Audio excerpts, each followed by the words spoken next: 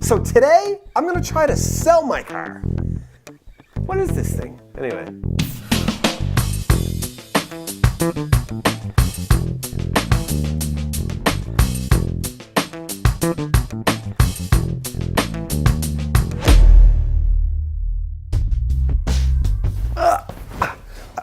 I overshot that one. So, remember the orange flash? I have driven everything. Now I need to go see what that bad boy is worth. So we are off to Capital PreOwned to have a conversation with sales manager Robin. They tell me he's actually funny. Like I'm gonna find him charming and funny. So I spend my time with Director Joe, so he'll probably be impressive by comparison. Come on, we goes.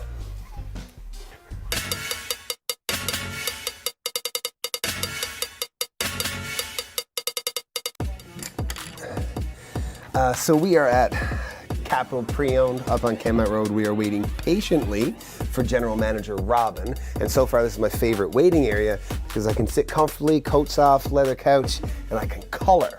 And coloring is underrated. It's awesome. One of my favorite things to do with my little girl. Hi, Jason. My man, Robin. How you doing, buddy? I'm well, sir. Have a seat. Do you want to help me color? You know what? I've got my fill of coloring for this week, but I appreciate the offer. Well, is it distracting for you? You know what? I'll leave it alone. I'm doing pretty good, though. You're almost Wall of Fame here. We had a little girl in last week that's she had a better color pick, but you were close. Yes, please. Yeah. So I'm actually going to take this with me because if I don't finish this, it's going to cause me anxiety till the day I die. No problem. Yeah. So I've been shopping around.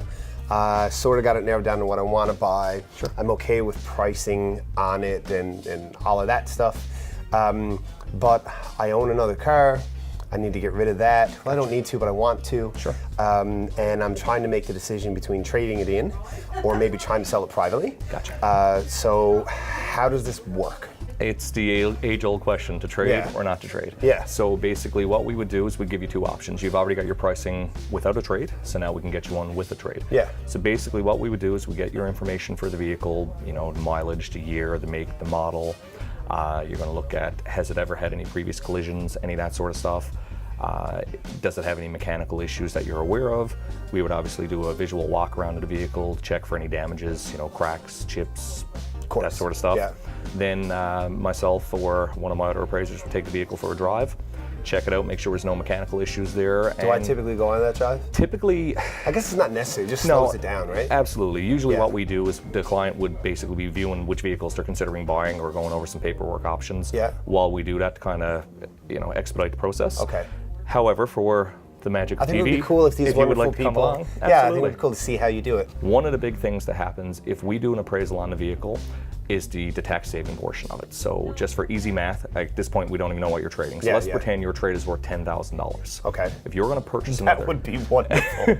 So his car is not going to be worth $10,000. So assuming it was, we would give you $10,000. Yeah. If you bought a car for $20,000, you would not have to pay the tax on the first $10,000. So I'm only paying the tax on the other. So which in that case would be $1,500 savings. Okay, so you go do that thing. I'll wait patiently here. Yeah. Maybe grab myself a coffee. No problem. And I'll see you in a minute. Sounds good. Sweet. Thanks, all right, buddy.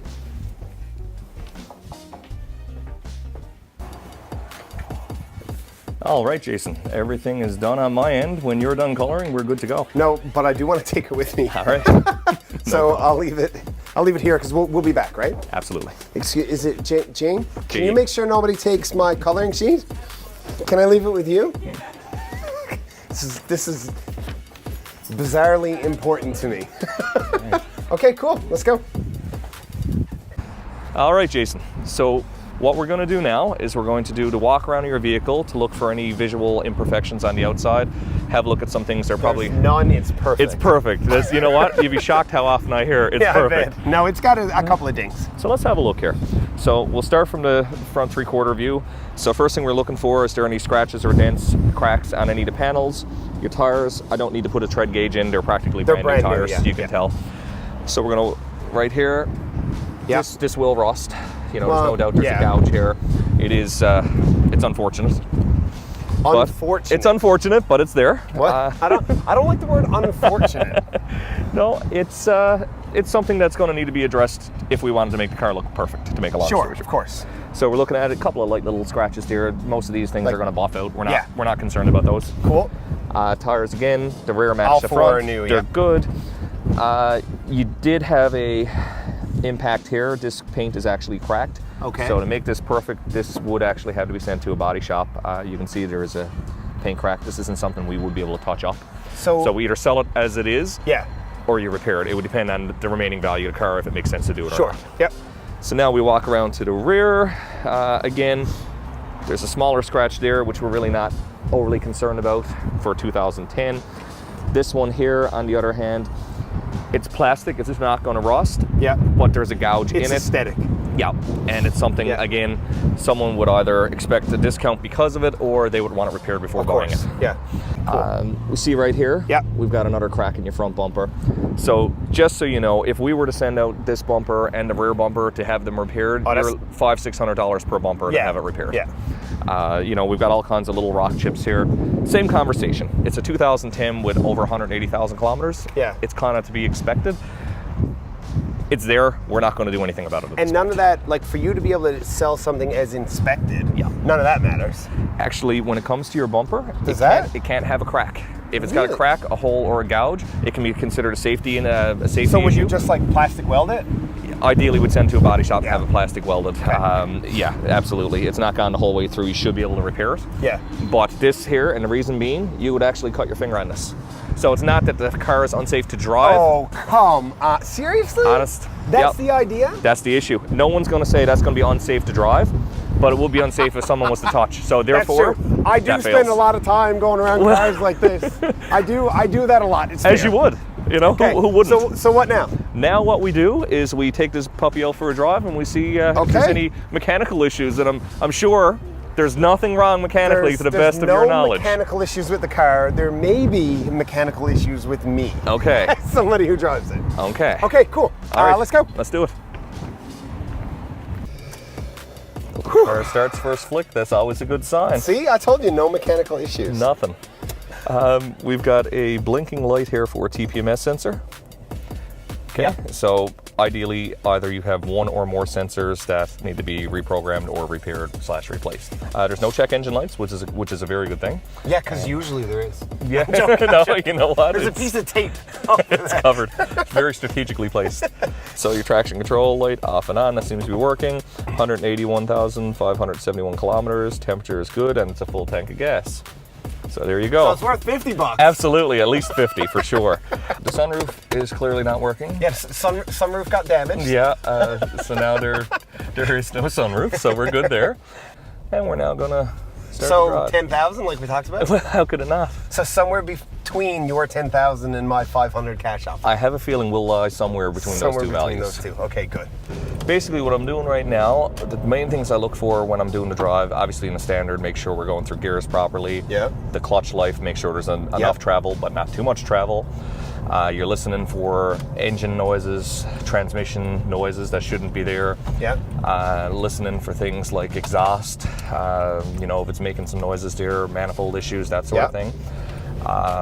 So far, this seems to be driving relatively well. I'm comfortable with all of those things. Okay. I think we're good on those places. I just had some exhaust work done a little while ago. Okay. It's the city of St. John's. Yeah. So I hit a fairly big pothole. You found that pothole? I found the one. Yeah. The one, yeah. And the coupling let go from the springs. Sure. And it just instantly went like, bah. It was brutal. But it was just a set of springs. You sure it was a pothole, not a sheep? It might have been. Could have been a sheep, I'm just saying. It could have. You are right. It could have been a sheep. Sounds like it might have been a sheep. Robin, you are quick. Yeah. She's pretty quiet, I have to be honest. It's actually driving relatively well for 2010 with 181,000 kilometers. You said that. The inside is in better condition than the outside. So, that's pretty fair. That's a win, right? Yeah, it doesn't hurt. So for sure. Somebody who wants, in purchasing a used vehicle, somebody who wants a relatively low sticker price, for reliability and not for flash, this could be an ideal fit. This could be a safe vehicle for this. Very much so. Did you hear that? Okay, so you go do that now. Yep. And then come disappoint me Sure. And I'll do my best. and then we'll go from there. Sounds good. All right, deadly. Thanks. buddy. All right, so we're at the end of the line now where we would deliver the value. Yes. You are sitting in front of me and you prefer to get the number from me as opposed to a salesperson. So Jason, how would you like me to give you the number? I really thought I was going to get like shady deal, slide the envelope across the table, sort of dramatic. That's what we were going for. Yeah. We can do that.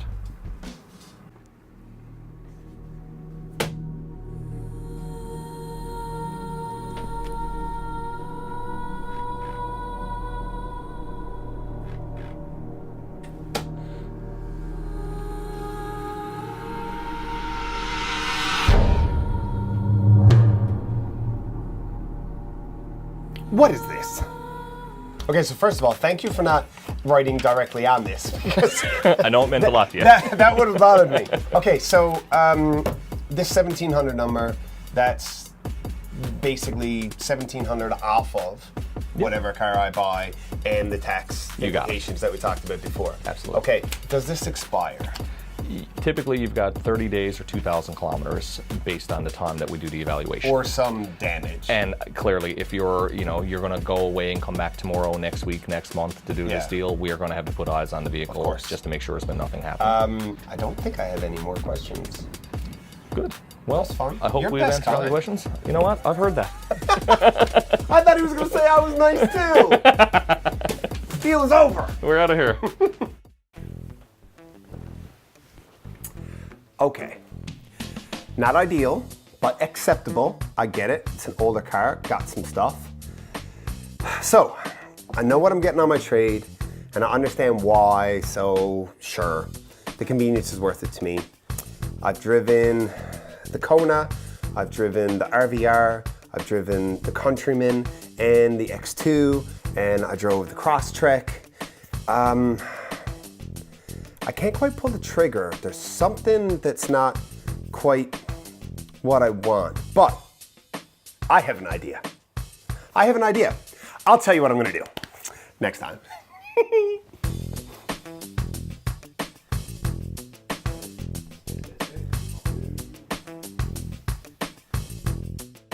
Never happened to my car ever. Okay, you're not recording this. I just stalled and then it wouldn't start. So let's try again.